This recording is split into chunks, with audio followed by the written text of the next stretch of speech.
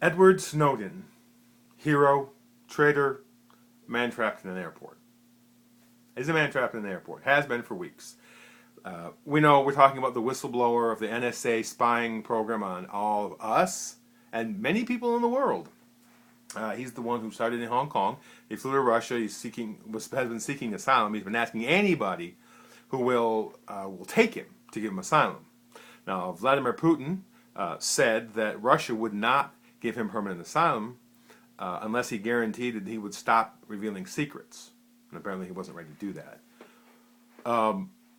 And the U.S. is frustrated that they're not just turning him over, but they're saying, well, it's international law. He's in a limbo zone. But apparently they're thinking about giving him temporary asylum. And I'm finding that there's a lot about what's going on around the Edward Snowden case that makes me just shake my head. And I'm not talking about the spying program or whether he should be convicted or whatever. Let me give you an example. It would appear that Edward Snowden has turned Senator Lindsey Graham into a petulant little child. When Russia suggested that they might offer him temporary asylum and get him out of the airport, Senator Graham today said that was wrong. Russia shouldn't do that. And if Russia did that, that the United States should pull out of the Olympics in 2014. Yeah, you heard me. Pull out of the Olympics next year. And threaten that. And Russia would change its tune. Okay, first of all, that's stupid. Sorry, Senator. Secondly, history shows us it doesn't necessarily change people's behavior. We did this once before. In 1980, we pulled out of the Olympics in Moscow, I believe it was, because of the invasion of Afghanistan. Because the country invaded another country. Our threat and our carrying out of the threat didn't bring the Russian troops out of Afghanistan back to Russia.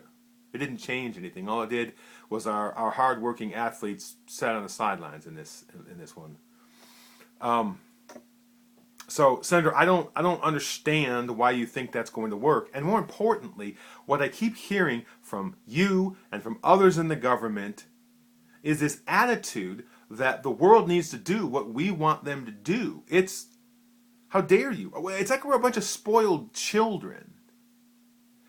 And we're feeding into this. We're making ourselves look stupider. South American countries have offered him asylum. Venezuela has offered him asylum.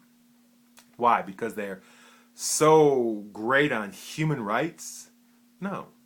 They can stick it in the eye of the United States. You know, our friends over at Occupy the Microphone on WOLI, Mondays through Friday, 5 to 6, have talked about secrecy and maybe that the government shouldn't have any secret dealings. And I disagree with them, but on this I really disagree with them because I think this process of you're trying to get someone who you believe broke the law and acted against the interest of the United States, you've got to stop broadcasting it to the world. This diplomacy should be behind the scenes. Because we keep looking like goofballs. Because the little countries of Venezuela and Bolivia are standing up to the United States. Now, they have every right to. But it looks bad on us. And we look like petulant little children, like our friend Senator Graham.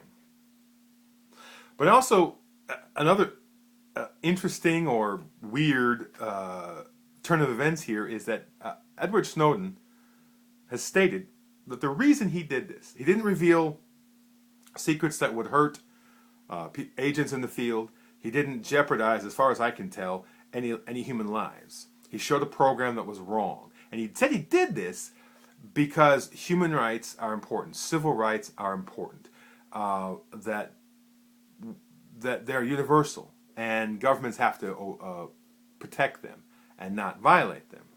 And in his press conference about seeking asylum in Russia, he lauded Russia and Putin as examples of positive role models for protection of human rights and civil rights. Now, ask Amnesty International about Russia's history, recent history. I'm not talking ancient. I'm talking recent history about human rights. I don't know how Mr. Snowden can say with a straight face that he's seeking asylum in Russia because they have such a good tradition of human rights or civil rights. I don't say that to say America is all great and wonderful. I'm saying it, come on, Mr. Snowden, let's be honest. That's just, there's just a couple things that about this whole Edward Snowden thing that just make me smile, make me shake my head. There seems to be weird connections, strange partners, and the saddest thing is that our country is acting like a little brat. I know we've done it many times, but we got to stop this. I would encourage you to tell the president, do the diplomatic channels, do what you think you need to do. The one serious thing I would say in all of this, I understand that Mr. Snowden has revealed where the government is doing wrong. I don't think government should be accessing all our private data. And I understand that he went to a location where he could give this information and not have it stopped before he gave it out. And nobody wants to go to jail. Nobody wants to suffer any kind of harm for doing what they think is right. But Dr. King, in his letter from the Birmingham jail, talked about, and Mr. Snowden has addressed this about disobeying an unjust law. But he addressed it not completely, because what Dr. King said, in addition to we should disobey unjust laws, he also said we should go to jail to show that. We should take the consequences of what we did wrong. If you look at the civil rights movement, they broke the current law, but they were willing to take the penalty for that. And I asked Mr. Snowden, okay, you're doing everything you can to avoid the penalty. Now, I have friends who, said, oh, torture, and they might kill him. And that's possible. But it seems to me that if you're going to follow Dr. King on one thing, maybe you ought to follow on all of them. And roll the dice with the court system. All right. You can hear us on Mondays. I put our podcast up on Mondays on canigetawordin.com. There's also articles and other videos. You can go to our Facebook at Another Voice with Eric and Friends. Or you can go to our YouTube at Be Another Choice. You may be, Be Another Voice.